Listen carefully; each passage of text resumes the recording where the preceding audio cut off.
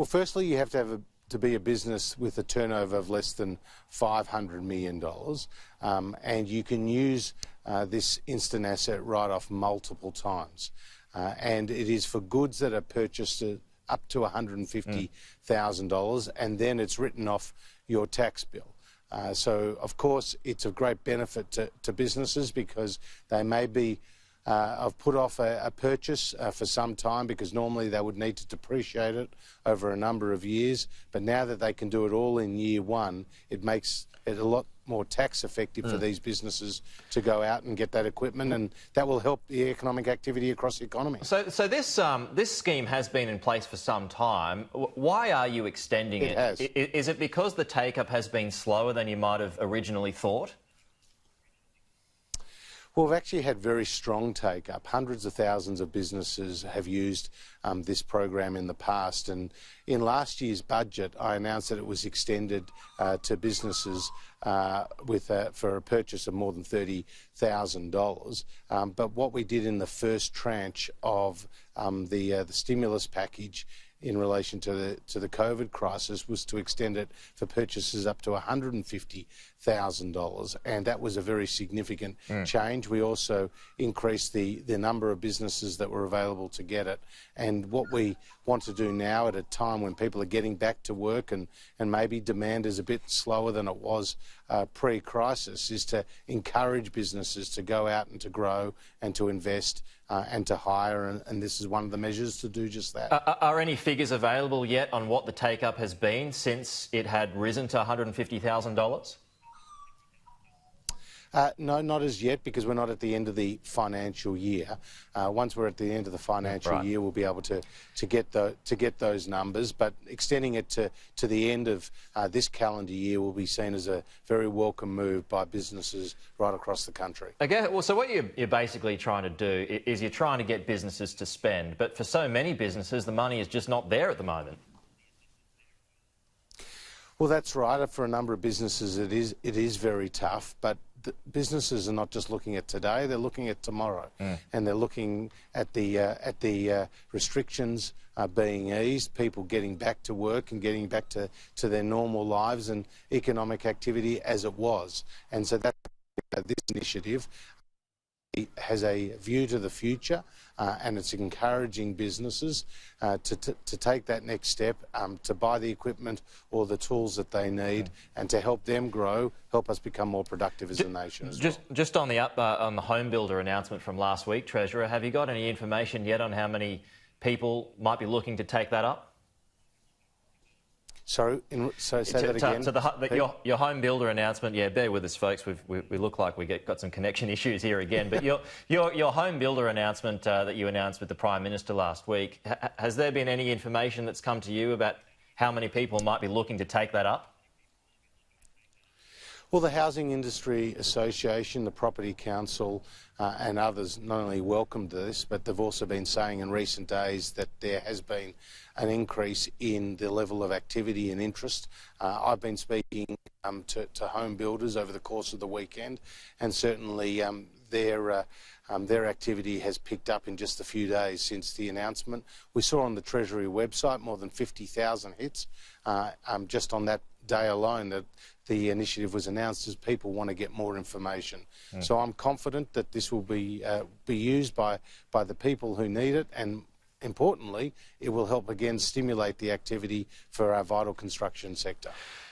Just on to a few other issues before we lose this link, Treasurer. Is childcare help phasing out? Is this the beginning of the winding back of other sectors? Well, in terms of JobKeeper, we're doing a review at the midway point over the course of this month, and we'll announce the outcomes of that review when we provide an economic and fiscal update on the 23rd of July.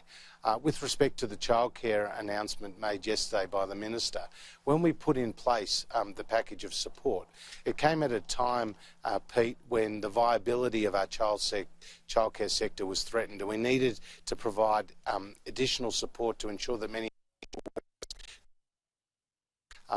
the support we needed across the economy and community at that time. Our support package has worked. 99% of childcare businesses remained operational, which was a good thing. But now that the coronavirus curve has been flattened, people have started to get back to work. We've seen an increase in demand. Demand is around 74% of what it was pre-COVID, and we're phasing in with a transition plan the changes that we announced yesterday, including easing the activity test. So if your income was affected by the coronavirus or you're still out of work, you will receive that additional support, provided you meet the criteria. Okay, just finally, Treasurer, just on these protests that have taken place on the weekend, I'm just wondering what you think about all of this. State governments have been accused of double standards when it comes to placing restrictions on businesses and whatnot, and then these protests are allowed to take place, these Black Lives Matter protests are allowed to take place. What's your view on this, particularly in your home state of Victoria, where, you know, fishermen in the Mornington Peninsula have been told to get off the pier because of restrictions, but then there's a protest that's allowed to take place? Well, I think people are scratching their heads and asking, on the one hand, how can you not allow me to go to the pub in the numbers that we were previously, or go to a sporting fixture, or indeed, you know, go to work. But at the same time, thousands of people can gather, and I think, you know, that they are legitimate questions to be raised. I think it also reflects an unjustified complacency among certain parts of the community about the end of the coronavirus. We're not at the end of the coronavirus. In fact, we're very concerned about a second wave of cases, and everyone needs to be vigilant, everyone needs to be patient, and everyone needs to follow the medical advice. It has been a great success for our nation that we've all come together, those frontline health workers and the community at large, with governments across the geographical and political divides, to ensure that we flatten that curve. And now we're the envy of the world with what we've achieved. Let's not put that at risk.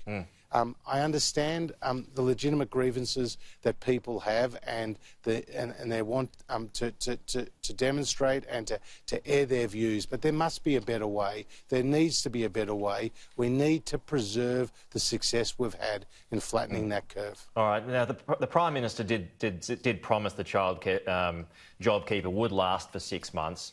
That promise had to be broken. Will there be more promises broken when it comes to JobKeeper, and how long it can be paid for? Well, the commitment we gave to the Australian people was to ensure that we would provide the support that they needed to build the bridge to the recovery phase, and that is exactly what we're doing. What we've got here with the childcare sector is a transition to the system that existed pre-COVID, and it has been strongly welcomed by them.